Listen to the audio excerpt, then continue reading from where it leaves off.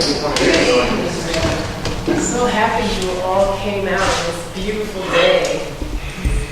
Lovely evening to be together. I want to begin with, this looks like the stand's going to dance or something. I'm moving around there. I'm going to begin. So with silence.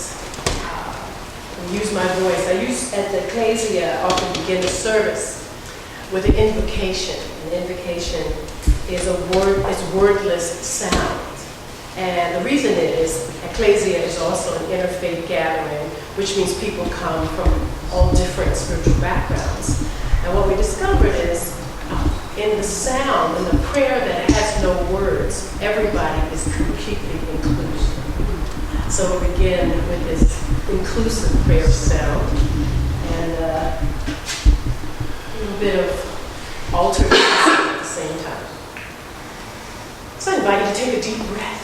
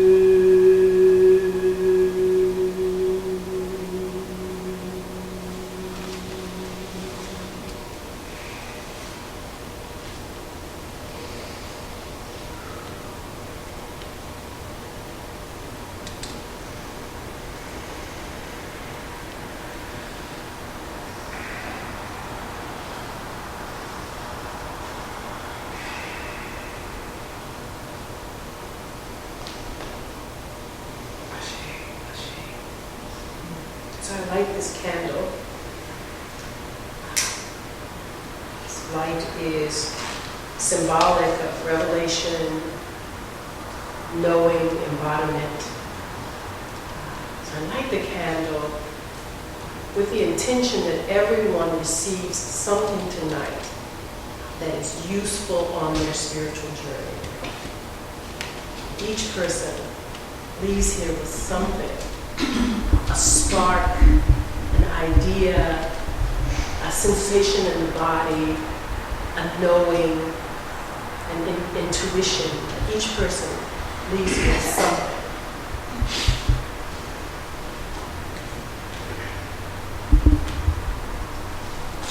I like this sage. We know that sage is an ancient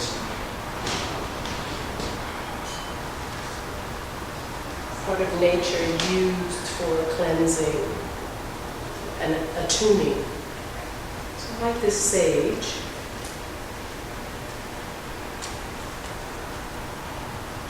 As protection for the space that we're in. Invitation for ancestors to come and join us. All our ancestors are welcome. And particularly to say out loud and to declare that this is a gathering of light. And to know that we are protected and held in light.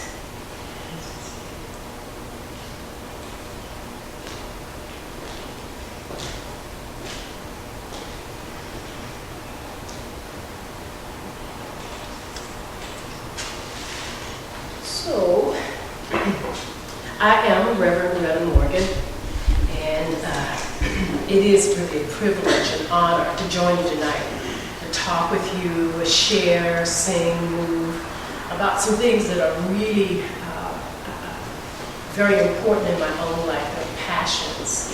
And I'm very excited to share with you, and there'll be opportunities tonight for you to share if you choose to. So I will also be very excited to hear from you, what kinds of things you've been thinking about along the lines of activism, of embodying your own spiritual practices in such a way that they are connected to your everyday life, or the life of the vision you have for what the world could be. Like because no one of us will do all of the changing, shifting, healing, right?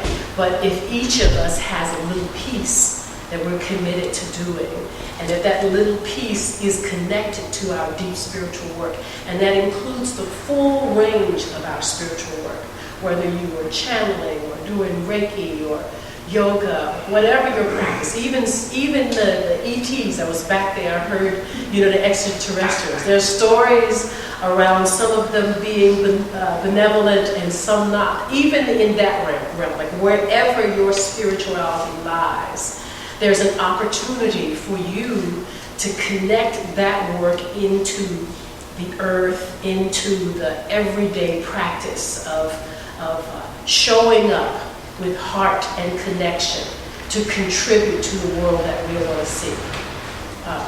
Let me just take a poll. Does everyone feel like the world needs some work? So we can agree on that. I am of a particular political persuasion, but I want this conversation to really be in the spiritual realm. So regardless of what people's political persuasion is, and I hope that we can stay in the realm of healing, connection, and the things that we can agree on, even if we are very different politically, right? So that is not our conversation in this setting. Our conversation is the spiritual container that holds us as we connect. So the world that we see is not the first cause, right? Well, I think in a spiritual community, I don't know. It's not the first what? Cause. Cause. Cause, right? We are an outpicturing of something that we have many ideas about, sacred scriptures, write stories about, poets write poetry about, right? So there is something greater than us that we interpret and intuit, right? That is the cause of us being here.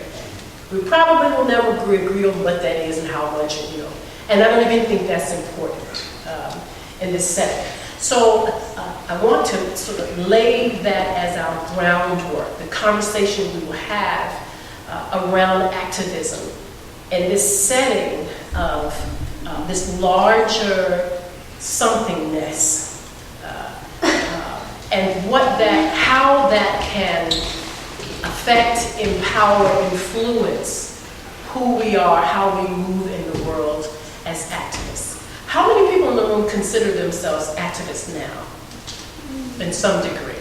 So we have quite a few people who are actually doing work in the world. That is amazing. And because let me say that I made assumptions that people would probably be very much in their own world of doing spiritual practice. Because there's a belief, and I think there's truth to it, right? That if we heal ourselves, that is a contribution to the world. I think there's truth to that. If we really can deeply find peace within and live in the world in such a way, we are contributing. But I want to suggest that that's part of a sentence. That's where the comma is. And there's something that happens after that, right? And that's the part that I want to focus on a lot today. So I am making an assumption that people are passionate about spirituality. I'm thinking that's why you would show up. And I've also made an assumption, if you're like me, you watch the news, watch different reports, and it can be a little challenging, to just kind of watch what's going on around us. And yes, I also believe that how we perceive what's happening is very important. Like there's ways we can watch it and perceive, like the big spiritual concept that this is all an illusion, right? You could do that. You could watch the news and say that this is all an illusion. But for the people that are involved in those reports, this ain't no illusion. For them, it's really happening. So I want to suggest and invite us into that world of this is happening. This world right now, I'm sitting here, we're breathing, we are hopefully connected or will connect as the evening goes on. And it is happening. And if that is so, as spiritual beings, as some of you may be mastered, certainly well practiced at your spirituality, at the practices that you've chosen, then we actually have a responsibility. Each one of us gets to decide what that means. But I want you to consider that we have a responsibility in the world. So I envision beginning this idea, this big awareness that we are been out picturing of something much greater than what we can see, envision, or even hold in our minds. Our minds are limited to the senses that we use. And there's something greater than that, right? We hold that. And what I hope for is that our spiritual practices help us remember that, not just in the mind, but that we remember in the body.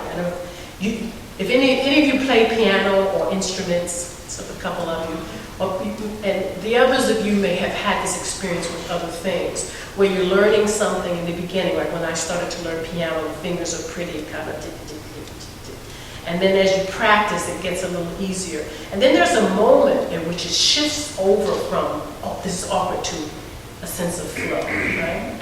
Happens in sports, music. This also happens if you are a dentist or, if you are a person who works with computers. Like when you learn something new, there's this kind of awkwardness, repetition, until we get to that place of flow. I think spirituality is that for us. We begin with the idea. I've taken a concept like the idea that we are one. Well, it's just words, and are we really one? We're sitting here now, but I'm not really connected to anybody physically. So there's a way in which we work with concepts, and the concepts work with us back and forth. So it becomes more different, greater than the words or the concept. And as we work with it, it seeps into the cells. So when we say the words, there is more than the words. And often when we embody and live in truth as such, you have a speaker that stands before you and they say the words, "We are one." And you can feel the power of the embodiment as energy in the room. That's right? Am I right? Right? You can often tell when somebody read a book and they're sharing with you what they thought of the book, or when somebody has lived and practiced and they're sharing their enlivened experience. You can often, there's a different energetic in the room, right? So, let's take a breath together.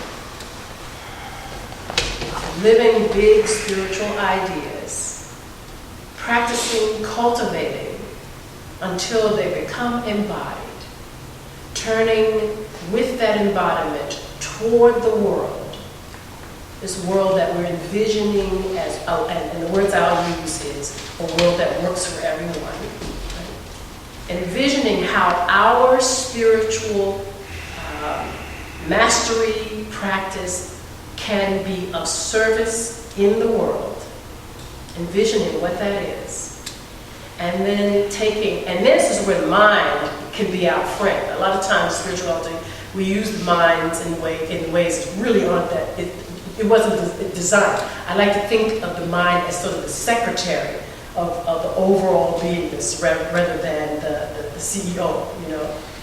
In our culture, the mind leads a lot, right? In spirituality and in spiritual culture, the mind is the secretary. I like the word secretary. It's useful to take notes. It's useful to translate, you know. But the spirit, the intuition, the intelligences that we have that are very underused in our culture, when we do spiritual practice, we get to develop some different kinds of muscles. So I invite you to use some of those other intelligences even as we're thinking about, and here's the tricky part, even as we're thinking about activism, thinking about grounding and using our spiritual practices in the world, think about them in the context of our larger intelligences. So it's not just the mind. Does that sort of make sense? Mm-hmm. Sort of not, sort of makes sense. And you know, it's like what is it, the sort of riddle, Rumi and some of the other teachers use where they speak of spiritual truth that doesn't make any sense. So I know I'm on the edge here, I'm on the edge. And spirituality takes us to that edge, right? Often so that we don't get comfortable with the mind. Because we think we understand, so I got that. We can kind of go to sleep, right? So I want you to stay kind of on that edge. I want you to be like, what did she say? So to keep the mind engaged, but we want to stay connected to the heart, connected to the gut, connected to the chakras, the higher wisdom, right? So right on that edge. Right? So now do a little work together. Do most of you know each other? Or do people sort of all over the county don't really know each other? Right? A little bit of both. So it's kind of, so I want to do some kind of sharing back and forth, so we can find out some things about each other. I wonder if we could do a quick go around and just share our name and very quickly something that went well this week. So I mean, in a sentence. You're asking a lot. Well, waking up includes something that I give you some example. Waking up, having a decent meal. It doesn't have to be anything dramatic or fabulous, but just something that you noticed that went well. And like a sentence or two so that we can, because I have some other things I want us to ask and talk about. So, will that be okay? Is anybody, anything that I ask, anybody's uncomfortable? Absolutely. Do do what works for you, what feels good. So I invite you to just share your name and one thing that went well for you. And I'll start. I'm Rhetta, and what went well for you? You think I'd have an example ready, right? Yes. I probably shouldn't pass that. Well, here's something that went well. I was invited to join the Equate board yesterday. It's really, Equate is an earthquaker action team. There's an amazing activist group that is exactly the work that I'm doing, spiritually grounded activism. So that is like a really big new and good. I mean, like the big kind of sweet thing that happened. So you're working with Hollister Knowlton? Huh? You're working with Hollister Knowlton? Oh yeah, you know some of those folks, huh? Yeah. Gary, would you mind? Sure. I work in for a nonprofit community mental health center, and I'm really more of an administrator and a psychologist by profession, and I've been in my life. And but one thing I have a lot of passion at is bringing, helping people to live their lives in a healthier way. And I started this Nicotine Anonymous group that I've been running for like 6 weeks. And so people came today, and we turned out people. Nice. It was the largest event I've ever had. And people who have some really serious, people with mental health challenges and serious health issues. People who are having respiratory problems, heart problems, and people that really, something will happen coming for a few weeks. Had really cut back smoking. Beautiful. And some people were like, well, I didn't know this thing existed. I didn't know there was a thing called nicotine anonymous. One good thing. Thank you. One good thing. Yes. Okay, I was thinking of something that I was trying to decide which one to pick. That's nice. You have more than one. Yes. Well, I was looking forward to the nice warm weather this weekend, and I've been wanting to play tennis for so long. I know it sounds small, but No, there's no too small, no too big. yes.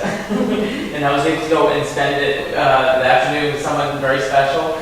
Nice. Who's sitting next to me right now, and we played tennis. Beautiful. Your name? Maria. Maria. And yours? Oh, Scott. Scott. So glad you're here. Great. Thank you. For me, it was something really good happened that I actually joined the gym. Cool. In so many years, I finally he get me to get in a healthy way. Great. Thank you. So many times I wanted to do it, it's just like in my head, but my body doesn't just can't get myself to get there. Great. And we can go together. That's great. Thank you. Thank you. I'm Carol. I'm from Newville. I had a great time with my daughter last night. Nice. We went out and we bought a dress for me to wear to her wedding next month. Whoa. I've been without a dress now for 2 weeks, and I kept, internally saying, it's not made yet. So. Thank you. Thank you so much. I'm Ellie, and I had problems with my car. The lights went out. And so immediately I thought, the worst. And it'd be fixed and be able to do this. And I went to my wonderful mechanics, and they said, well, let's look at it. And he said, well, we can fix it, and we put something temporary in there, and it might work a month or a year, or we can get another little piece for it. But they get a little piece, and they put it in, and now I have lights. Yay. And they were happy about it. I was happy about it. And it made the day. Great. That's good. Thank you. And tell me your name again? Ellie. Ellen. Thank you. My name is Chloe, and yesterday I made an onion soup for the first time. And I have 3 other housemates, and each one came in at a different time. So I shared the soup with them. Nice. So I think it's good. Nice. Thank you. I'm Lisa, and this is my first time here, so Yes. everyone. come down from different county. But I'm a big gardener, and I started eating spring lettuces from my garden this week, and my little yard is just full of beautiful colorful mama spring flowers. So good reason so much. I'm Sharon, and the thing that's been happening for me is I started a new job, and with any new job, there's that learning curve. And I started all that documentation that I'm supposed to do to get it done in a reasonable amount of time. So I'm like really excited. That's my thing. Great. Thank you. Good evening, everyone. My name's Elizabeth. I know most people here. I am a real proponent in my own life of prayer. I think it's very powerful. And I have a little bulldog who is 11, so he's considered way beyond the normal lifespan. And a few months ago, he developed a mass in his jowl on his lower lip. He's very concerned about that, of course, because of his age. I didn't want to have to go through surgery and all that. So several times a day, as soon as I found this mass, I prayed to the angels, please heal my dog, please heal my dog. And it got bigger, and it got bigger, and I said, oh no. I said, no, pray. And 2 days ago, it also went shook. And today, you could barely see it. Wow. So I just was so thankful. And sometimes there are little things, and little to others, and huge shocks. Yes, So, beautiful. Thank you. Thank you. My name is Chaz, and I am going to share two things. First, I'm just thrilled that the weather is nice, because I'm not a winter person, so I'm loving the nicer weather, even though it's been a little gray lately. But also, I've worked with some clients over the past week who have just, similar to like what Gary was saying, just really kind of had some really great experiences, and I've seen them grow, and it warms my heart to see them doing better and to know that I just had a little bit to do with that. It was the tool, so it feels good. Seeing the other people, so thank you. Thank you. In the back there? I'm there. The good thing is I heard the song again. I heard it 2 weeks ago when I went to New York City, and it really made me want to get my recording career going with music. It's called Real Love. It's by the Beatles. It didn't come out during their actual lifetime. Finally listened to it again today. It's just a really beautiful song, and it just makes me happy. Real Love? Yeah, it was, John Lennon made it in like 1980, he recorded it, he died. And then in 1995 or 6, Ringo, Paul, and George got together and made it happen. Cool. So the last recording, so you never hear it, I never heard the radio once that one day, and there it was, and it changed my life away. So. That's pretty cool. Thank you.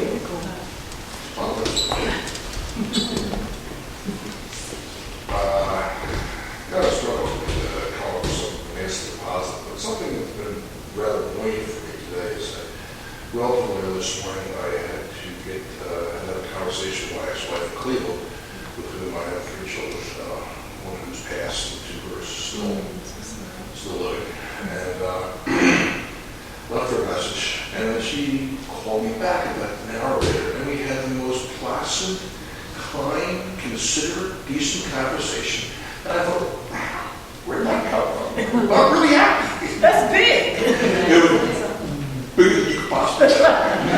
Anyway, so that'll keep you going. Wow. Thank you. So my name is Angela, and I know quite a few people here. I had a good thing that happened over the weekend. I found a house I liked, but then it fell through.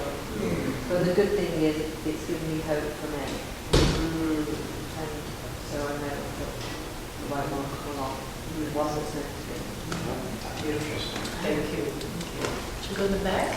My name's John, and mine that actually happened this morning. It was more of a personal experience. As a kid, both of my grandfathers, my grandparents, came from Italy, and both of the men, grandfathers, did not speak English very well.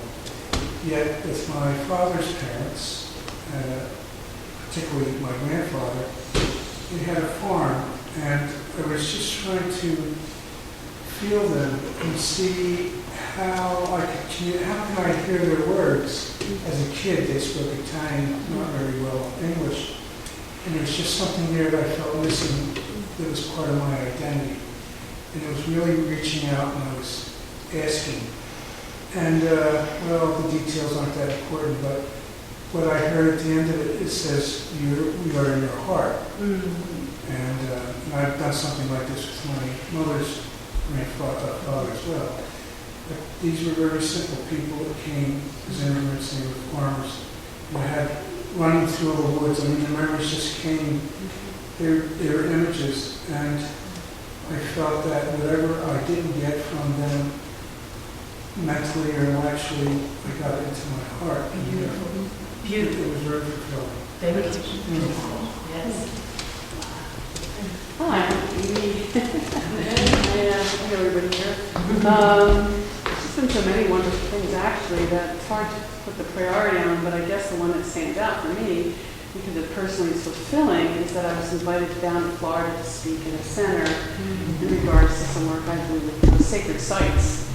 Very different work that I do up here. And there's just a spiritual connection I have with this area down in Florida that I can't put my finger on, but it's very deep. And it makes me feel very fulfilled whenever I'm down there. I feel like I'm home. And it's very interesting. So that was a very important thing that happened too. And the young lady behind you. Okay, Sally. Yeah, Sally. You know, lately, my son and I have always been feeling like a lot, like so appreciative of everything. So it's just really hard to decide. Just like I was saying, it's just like amazing that we're even, I think I even wrote this to someone that's amazing. I'm even able to drive a car and look at what's in front of me, you know. It's just because of climate, I guess, and political, and it's kind of, you know, just to be alive, you know. But I guess, you know, so many good things happen. But one that makes me happy is I write little stories for children, and one came and I really liked it, and then I did a drawing, you know, an illustration for it. And a lot of times I draw on whatever I have, and then I think I'm just going to use it as, you know, just to remember. But then I get crazy and I just can't stop. So I like what I did, and my son liked it, and it's just fun. Great, thank you. That's thank you. Great, thank you. One more. My name's Pat. I've known Amy for a long time. Enjoy coming, sharing with everyone. I must say I got a free massage today from my best friend's daughter because she mixed up the dates a week ago and said it's on me. So I was grateful, but I'm having wonderful awarenesses. I celebrate Mother Earth every day, and nature is my friend, my victim, and I just love spring. So I'm so grateful for the flowers, the trees, and the beauty of their energy for us all. Thank you, thank you, thank you. Deep breath in. Wow. So the two pieces that stand out for me, there may be others for you, is why it's such a neat way to bring ourselves more into the room. One is connection is one of the powerful tools, salves, antecedents to our times. You know, to connect, to simply be together and notice each other and allow ourselves to relax. It's like a contradiction to a lot of things that are going on. It's so simple and so powerful. After the election, one of the first things I did was call people in my congregation and invite them to come over. And it's like, it didn't even matter what we did. People wanted to be together. So we get to notice. So that's one. The second is noticing what is working is also an amazing contradiction to the harshness of things. Right? Just noticing that the whole world is not going to hell in a handbasket. Because today I got a free massage, you know. And I love to take time to notice the miraculous. There's sometimes I'm in absolute bliss by the complexity of my hand. Like the number of muscles and blood vessels and the way the bone structure. Who thought of such a thing, as who we are? And that and the awe will infuse both my heart and my body. And it's like a healthy way to be on drugs. I can ride that puppy for 3 or 4 hours. Just that sense of almost ecstasy of how miraculous it is to be in a body, in form, and to be able to interact. What is it? More than 1 billion cells or something that in our body? I mean, it's just ridiculous. I don't even know the numbers. But it's very much like the universe within. Like each one of us is a universe in terms of the intricacy of how complicated and at the same time is elegant simplicity of the body, So noticing what went well, what is going well, noticing the miraculous, noticing the spring, taking in the smells of flowers. From the beginning of time, poets have written poetry, musicians write songs, because from the beginning of time and probably till the end of time, these are the things that enliven us and connect us to both our humanity and to the divine. Simple, simple, simple. Simple. Spirituality 101, right?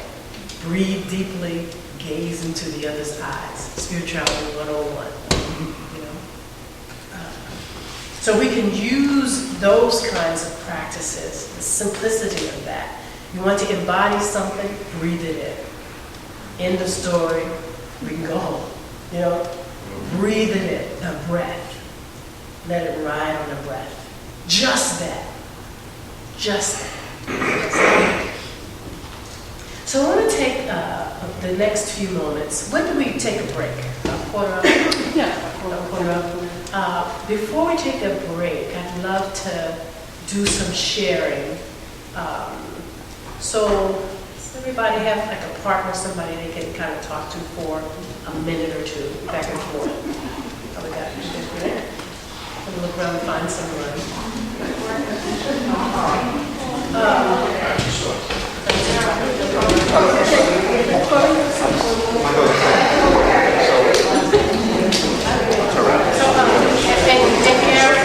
You're going to use your timer, right? So we're doing 2 minutes each way. 2 minutes each way? So if everyone has a partner, your partner? Subject matter, topic, free flow, what are we doing? So here's what we're going to talk about. Here's what we're going to talk about. I want you to take a moment, all of us to take a moment before we start to talk. Tune in to what I've said so far that speaks to you. And then share with the other person, what emerges, what comes up for you around the thing that stands out so far. And if you can find something that I said, just share what's coming up for you. Remembering our large container of, the vastness, infinite that we are an outpicturing of, right? Remembering this big container. And then thinking, our subject today is acting in the world, right? So if you can't remember something that I said, just those two concepts. Whatever emerges, there's no right or wrong. Whatever emerges. So just share 2 minutes, and one person will listen. Try to listen with your heart as well as your ears. Right? Really, and what I mean by that is actually breathe into your heart as you're listening, right? Listen with all you got, right? And then when we switch, one person will talk, the other will listen with all you got, all right? So everybody decide who's first? All right, who's the first person to speak? And Gary's going to do it. And 2 minutes, I'm going to say the word switch, and then you switch, okay? All right, let's go. First speaker.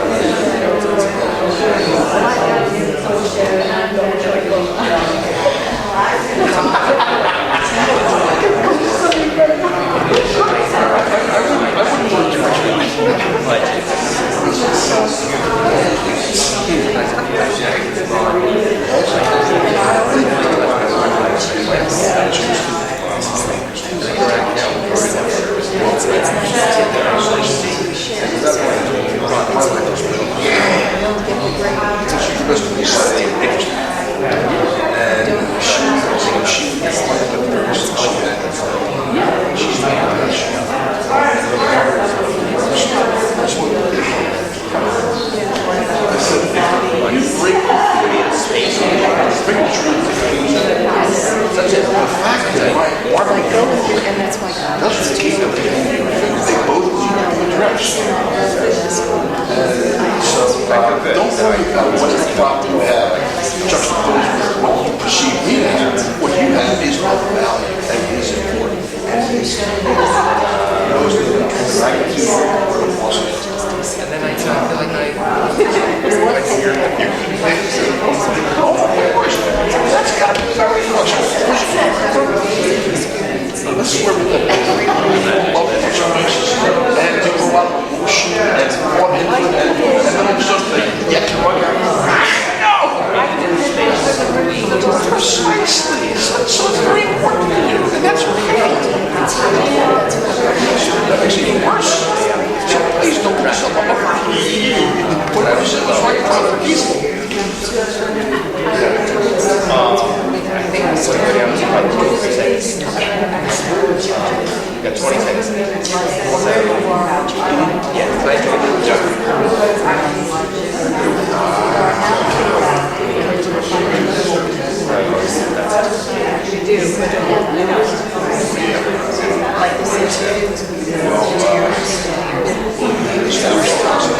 Okay, let's switch to the other person, please. The second person is speaking. Second person is speaking. First person is listening. Everybody switch.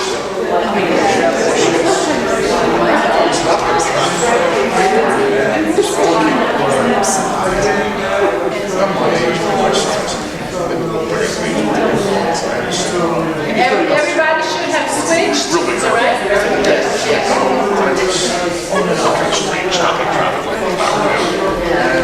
He said, kind of very close down. My skeptical man, so this guy's very legit. So I was really invigorating and ready. The universe throws these things in your brain. You just don't. One would be remiss to. So it's like, and he said, you got to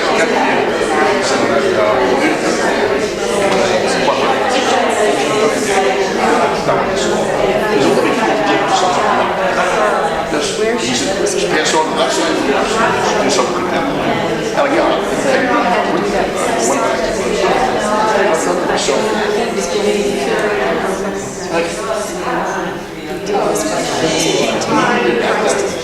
Most people wouldn't want to do this.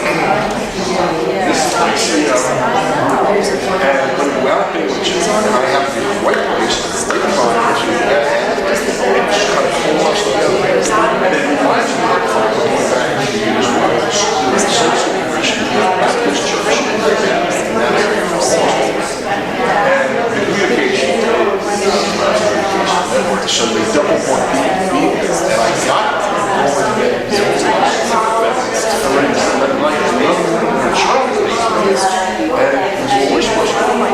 no, I'm not. So we went backwards and take a kid home, go out there, and do some overtime. Take it out. Okay, so let's bring that to a close. Let's bring that to a close.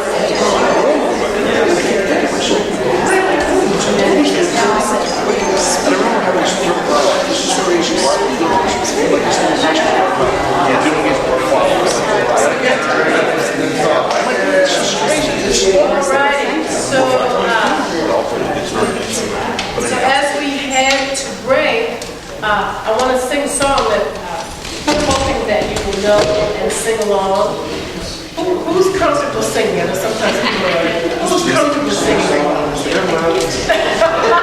A few people. So those of you who are comfortable, please sing along. I got peace like a river. I got peace like a river. I got peace like a river in my soul. I got peace like a river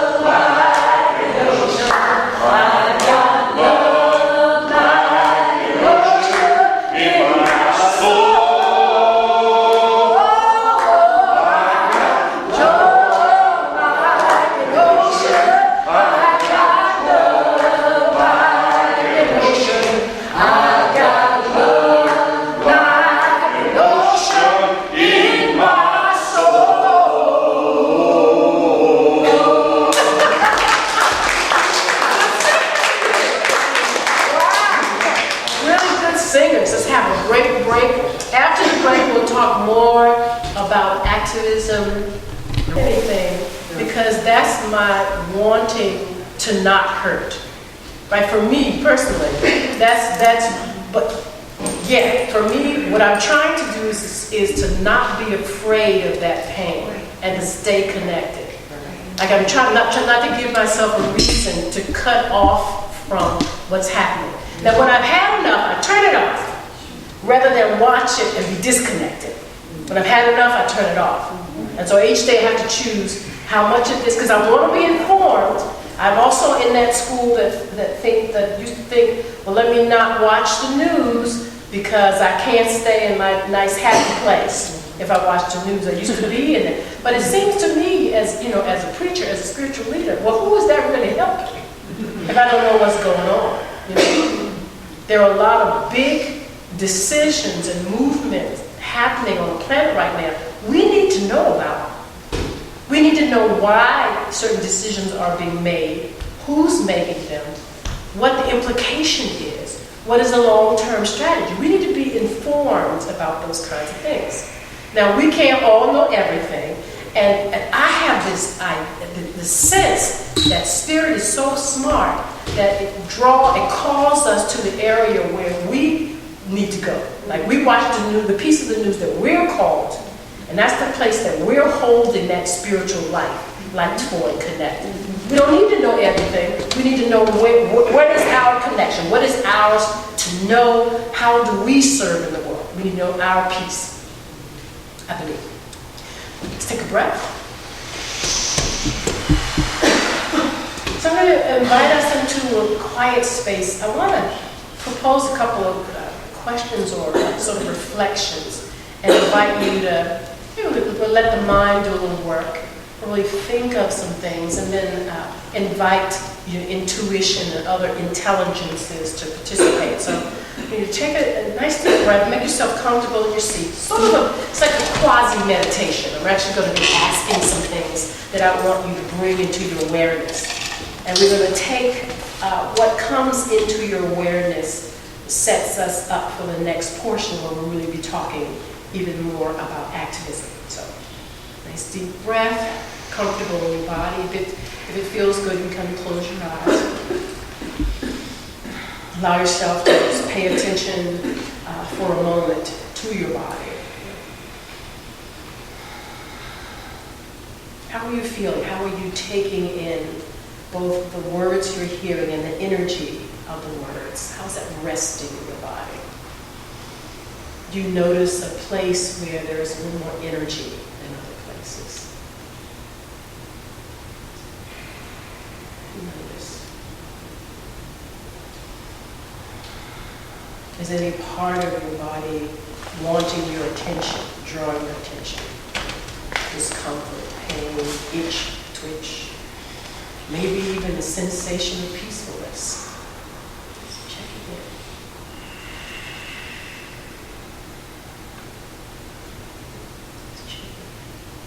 And as you check, deep breaths to allow yourself just rest in the space. Allow your feet to sort of sink deeply into the floor. The bottoms to rest, really rest in the chair.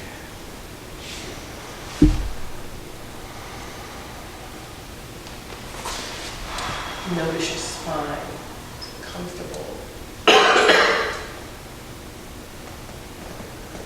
The ways you can kind of move, get yourself a little more relaxed in your seat.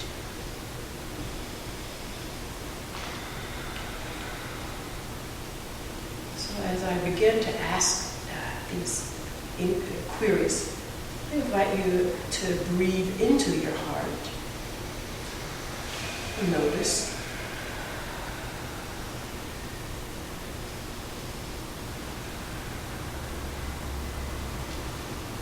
And if you are a person who knows your intuitive wisdom to be either gut wisdom or somewhere else in your body, I invite you to that place where the navel, your third eye, I invite you to the place wisdom, the heart, the connection, the divine and earth wisdom.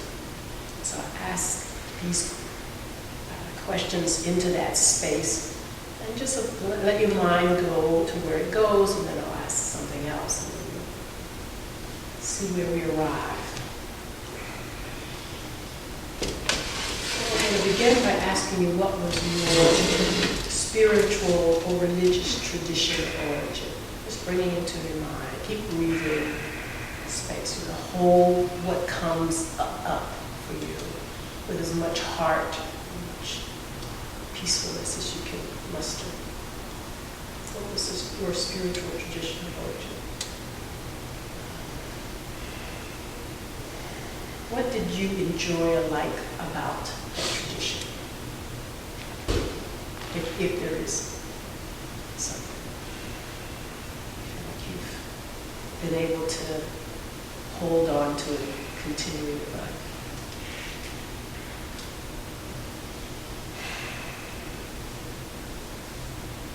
This next question, what was, if there was one, what was a big event that had you either leave that tradition or deepen into it? A big event in relationship to your spirituality, your religion, knowledge. Breathe into it.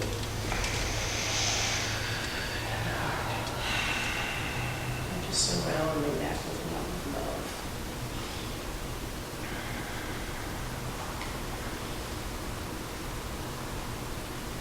Now, what is your spiritual path like now?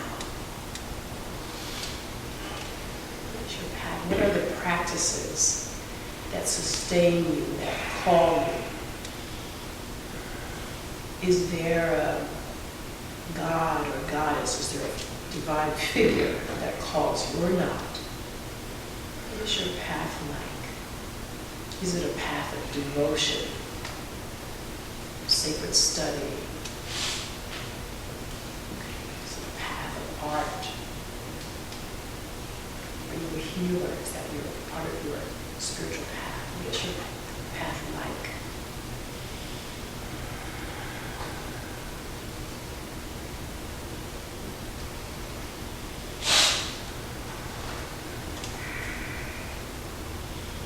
Now, as you are imagining, intuiting, feeling into what your spiritual path is like now, I want you to envision the very best of that path and turn your awareness, your attention toward activism.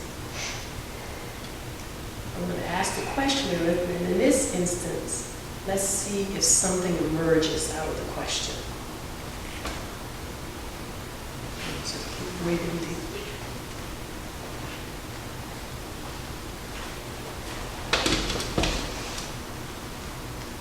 So what emerges organically from your path as the place in activism that your path is best suited?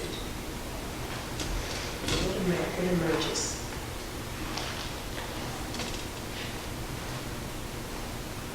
Is it social justice? Does that come to mind? Racism, oppression, any of the isms? Are you called to work on sexism, homophobia, in ways that divide us? Are you called? Is your spiritual path bringing you into service and social justice? Is it care of the environment, the earth, sustainability? Does your spirituality call you to stand on behalf of Mother Earth? Against fracking, clean water, pollution? Is your spirit, are you inclined in the direction of care of the earth? Is it politics? Do you feel a passion to be in touch with local leaders, your passion to connect people beyond divisions of class and race, and people talking across those lines of division. Notice, even as you hear my voice, is there a reaction to a particular area? You may be inwardly getting a call to investigate or explore. So you sit with that just a little bit, and then we'll come back into the room.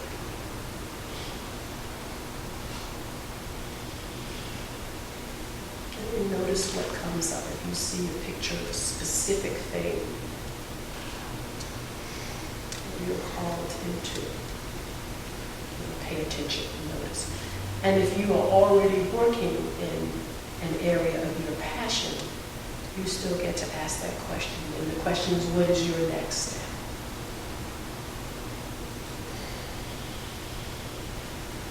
Remember to breathe.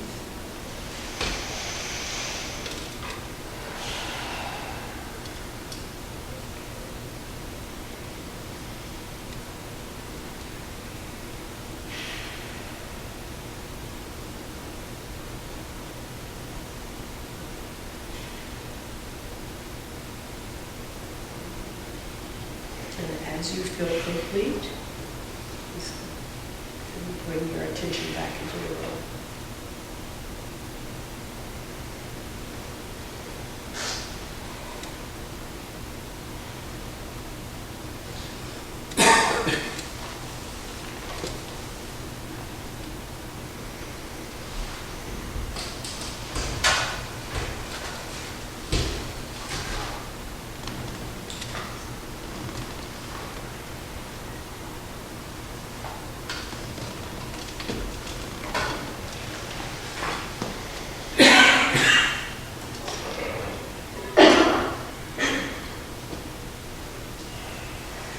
Where I sit is holy, holy is thy way.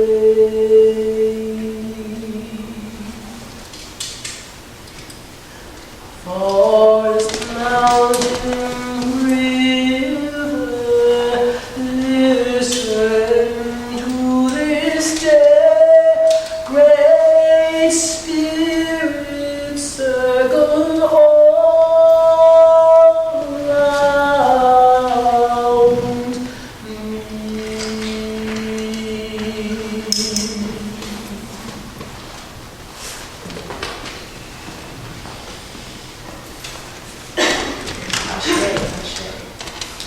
So, how many people saw or had something emerge? A little bit. I'm so glad you came. Safe travels. Thank you so much. Good night. Blessings. Thank you. Blessings. Anybody see something that surprised them? Pretty much what you would imagine came forth. Well, I was surprised that I had associations with my upbringing, which was Jewish. And I realized that what I liked most about it was the connection to family and tradition and just feeling the warmth of family around those times when we celebrated. So I guess that's a value for me, you know, that kind of feeling that I'd like to continue in my life, wherever it takes me. Beautiful. Thank you. Anything else significant that saying out loud might be useful?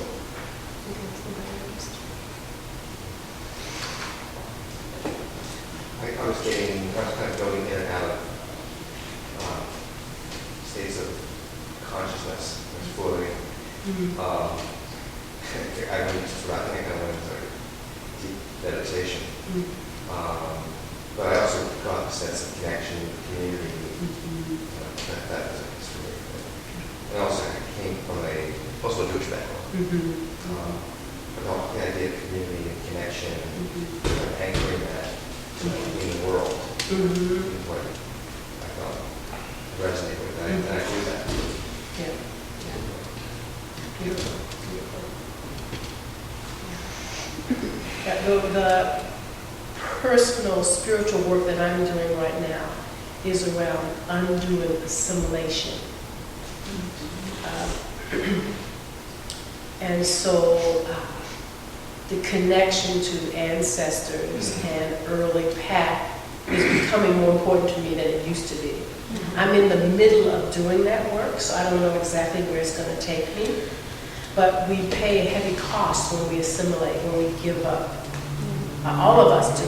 You know, as a black woman, it's particularly kind of heinous because our people we don't know exactly where we come from.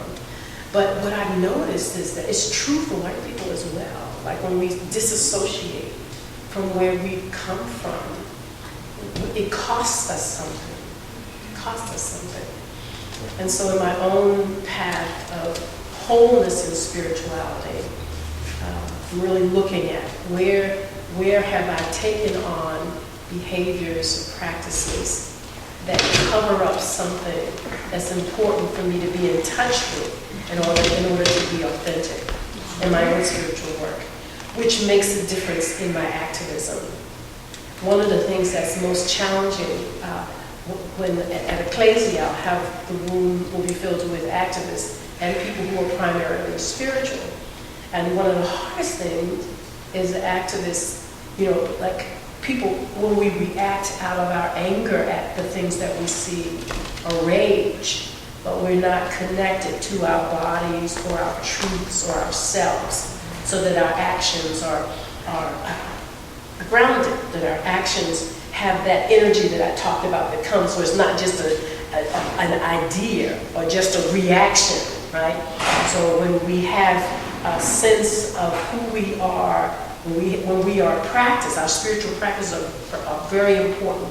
The ongoing spiritual practices that sustain us, so like meditation, or you know, if you do Reiki or yoga, those practices that if you've done for 5 or 6 years, you have like a bank account of energy, dense energy that you can't make up. You can't like do practices intensely for a couple of weeks and make that up. You know what I mean? Like it is sustaining. It roots us further down into the earth, the time that we put into it, so that when we speak, so that when we act from that grounded place, the impact that is possible is greater. It's simply greater. So it's interesting. My path is very intuitive. Really, my mind and heart has brought me into this work. I don't think I would have chosen to do it had I not been guided to. Because it's too hard. It's too hard. I don't really, I'm not a fan, to tell you the truth. But I am a fan of what happens on the other side of the work. Like I'm already seeing glimpses of wholeness in places. I'm almost 60. That I have not, there are things that are easier for me to do. Connections are already deeper, and I've been doing this work a couple of months. So I invite you to examine, assimilation for yourself. Where are your people from? What are the things that you love about your people? So I asked about your tradition of origin. It's another subject, but this business of when we leave our tradition of origin, especially under bad terms, there's something unresolved there that affects the spiritual work that we do afterwards. So even if we're not called to go back to, full Judaism or Buddhism or Christianity, like to reconcile in the way that makes sense. May not mean going back to, but to do forgiveness work, or to go back to the place that's broken and recalibrate that place, so that you don't have like a hangover, when you're doing the work that you're choosing. Now you can be fully present. All about being fully present, being wholly present. Activism. So I have a list of things that I want to share.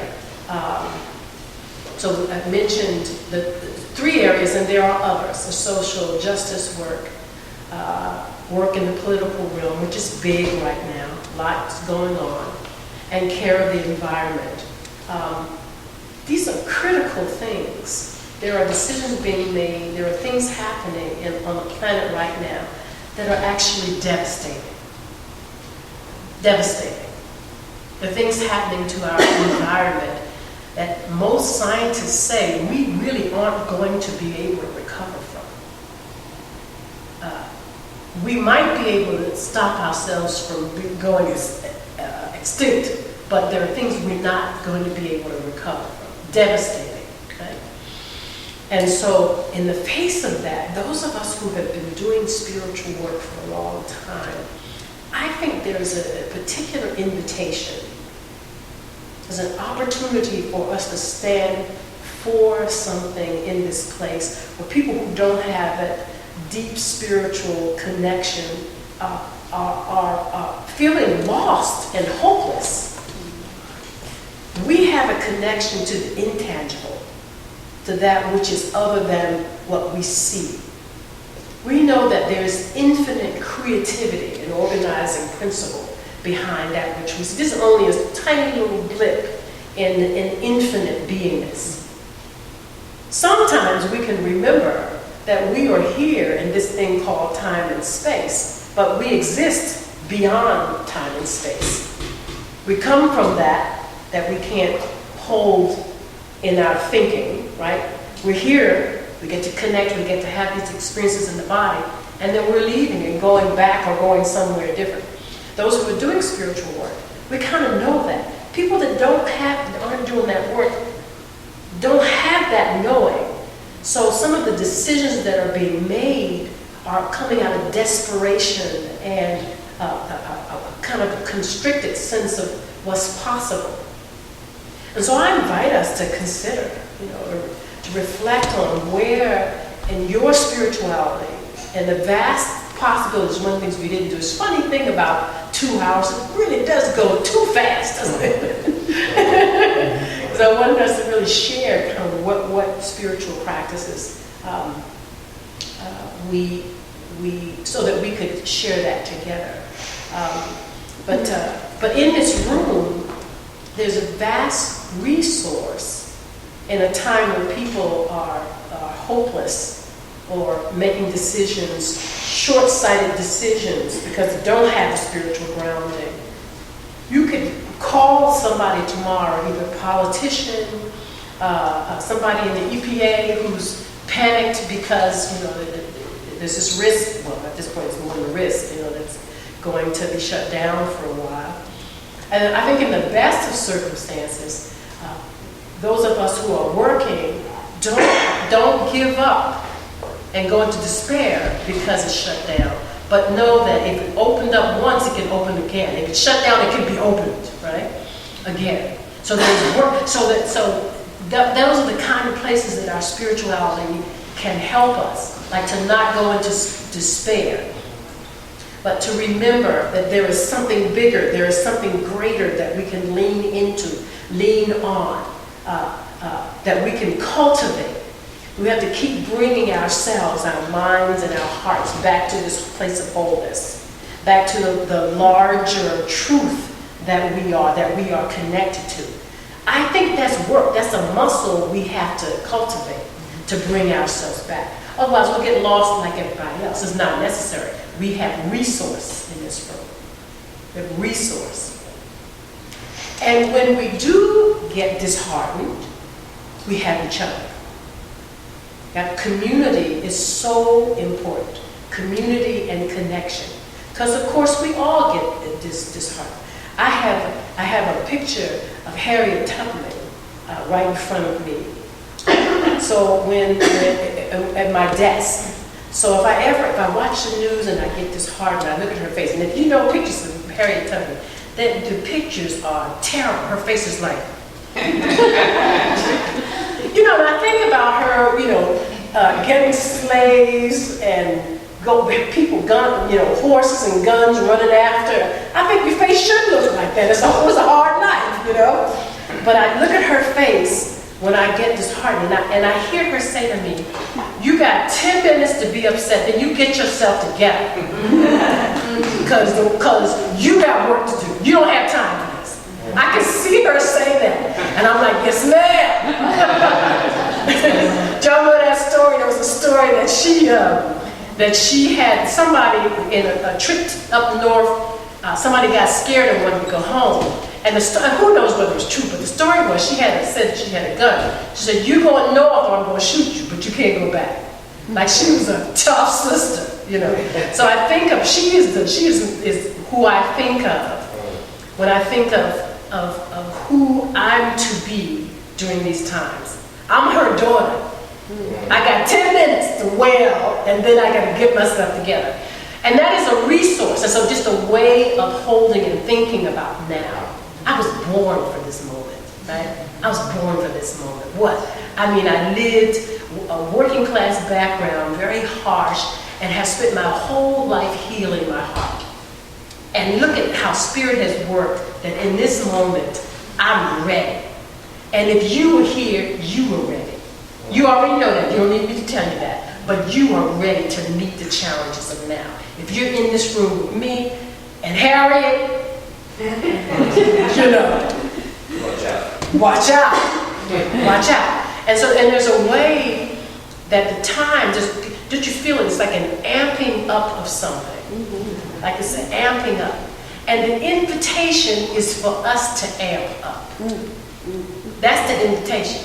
Not to get scared and back away. Is that as you watch and you can feel something is brewing and boiling, then you allow yourself to mirror that from this place of light and work, this place that you've been cultivating, right? That's who we are.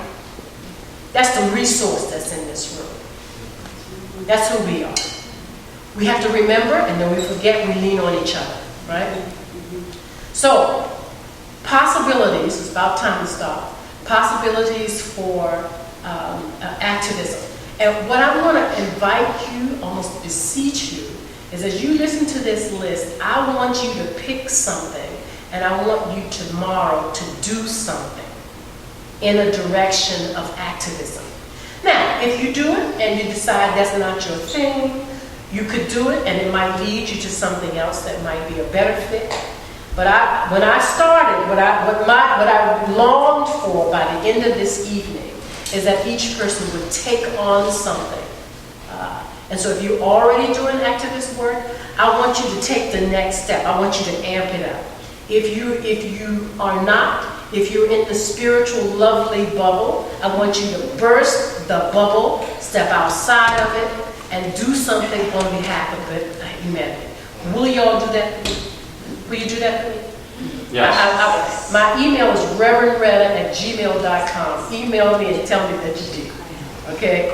So, volunteering. In all the realms that I named, social justice, the political realm, care of the environment, and there are others, so there's three that speak to me at this time, right? Volunteering. You could call, you could, first of all, intuit, discern what area your heart is calling. You could call, an organization tomorrow and say, I have an hour I can give you. For the next 2 months, I can give you an hour a week.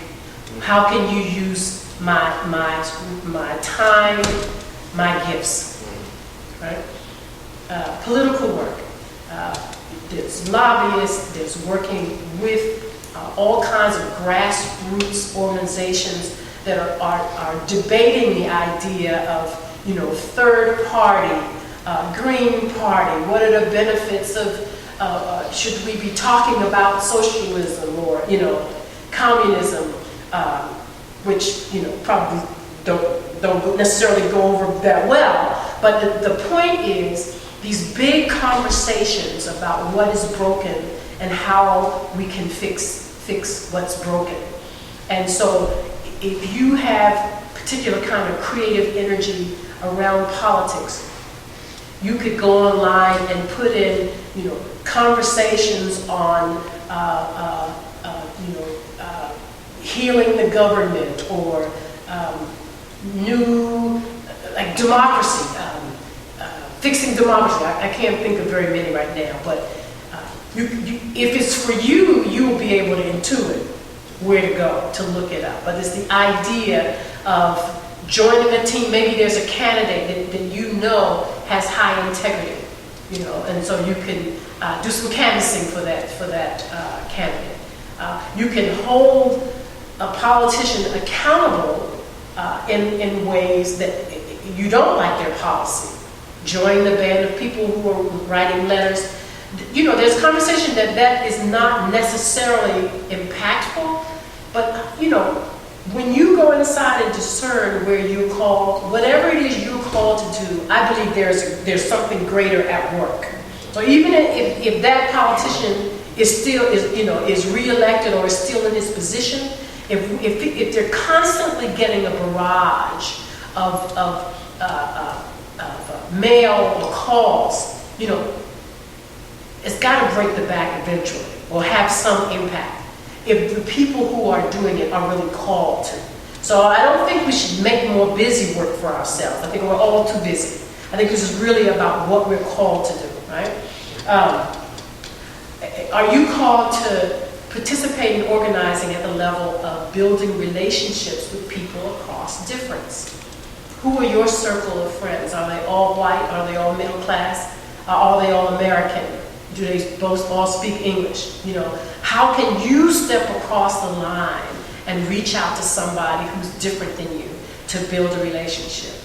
If you are Democrat, this is a hard one, I think. Can you step across that line and try to have a conversation with a Republican, or the other way around? With your spiritual resources guiding the way, not in the place that I know this person is wrong, not in that place, but in the place that we really are one, even if we don't agree or see eye to eye, we really are one. Can we do the hard work of stepping across that line and have the conversation with an open heart and wanting to know rather than wanting to tell or teach? Can we reach? That's not a job for all of us, right? Somebody's got to do it. Organizing, marching, protesting. I want to say this, and it's just about time to go. There are specifically two different kinds of protesting and campaigns, right?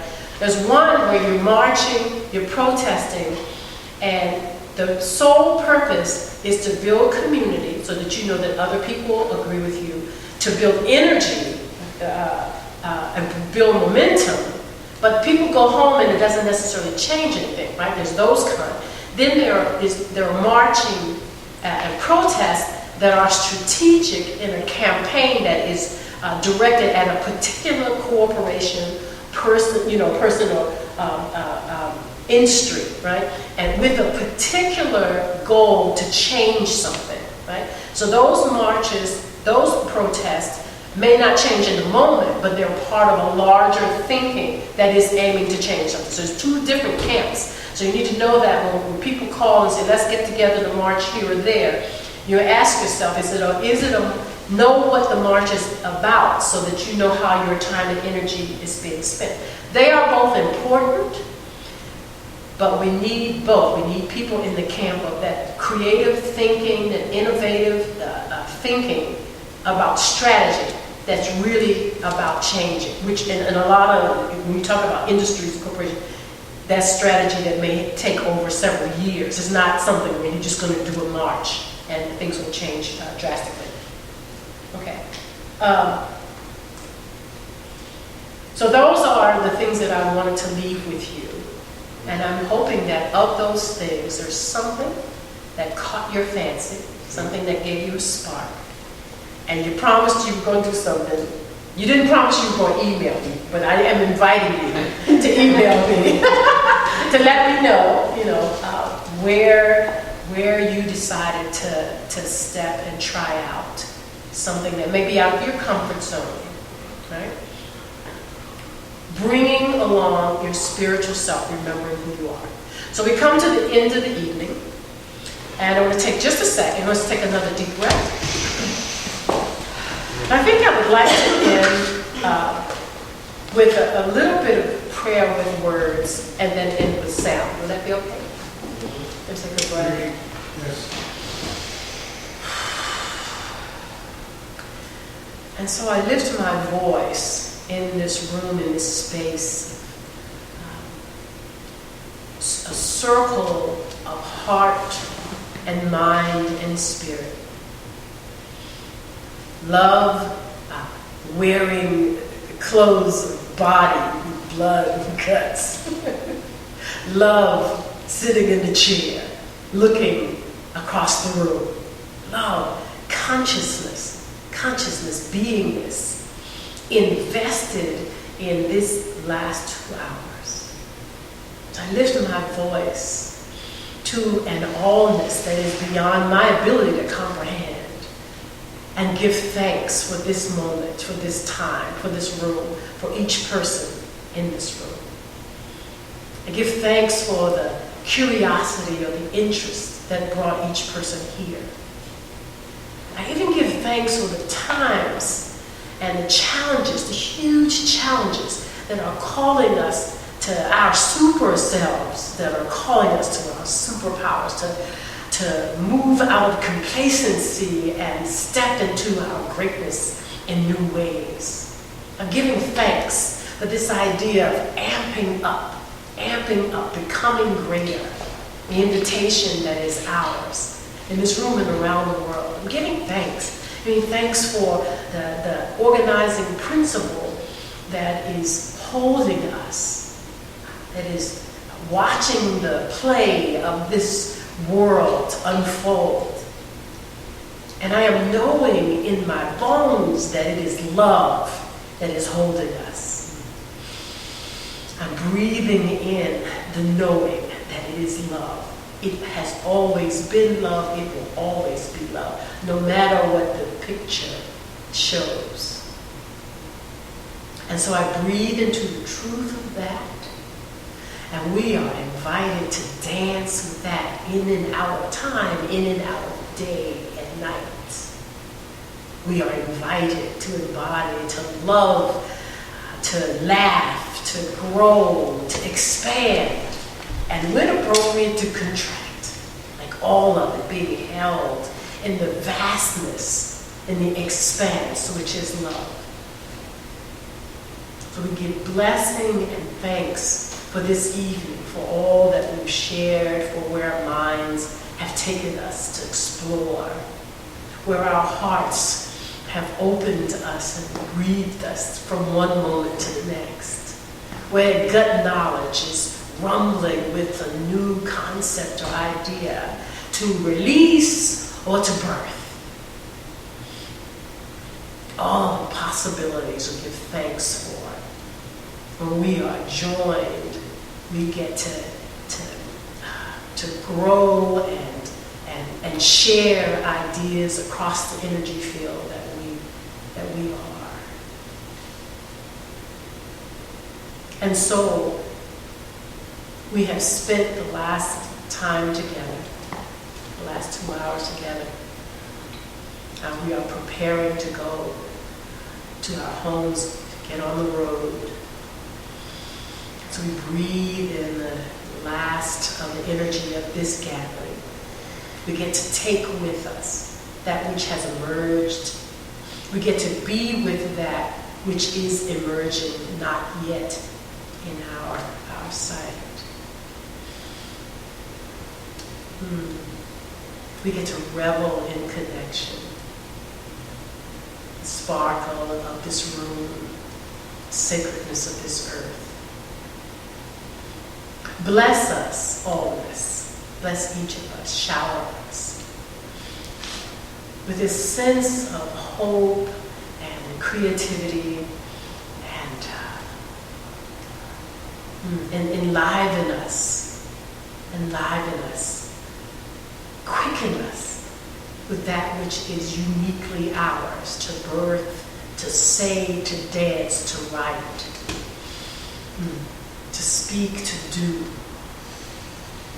to move, to release. And so we return the energy of the room to the energy that we found, the spirits that have gathered to be with us, to stand with and for us. We release them back into the everywhere, everything. Release and thank the ancestors that have stood with us during this time. release them back into the everywhere, everyday. Gather our energies to return home and take with us that which we have birthed on our birthday. Giving thanks, blessing, blessing, blessing, blessing, blessing, blessing, blessing. Ashe. Amen.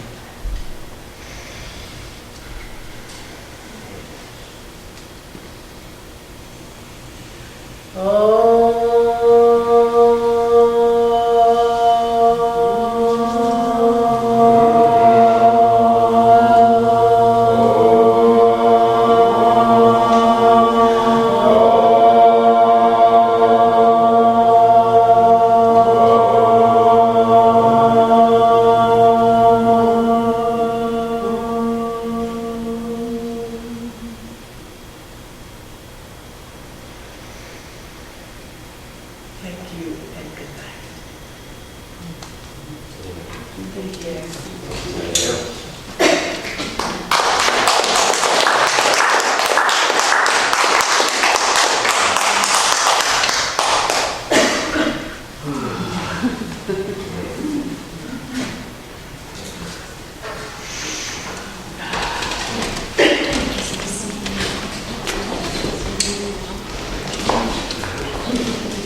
Thank you and help with the time and everything to make sense. It is.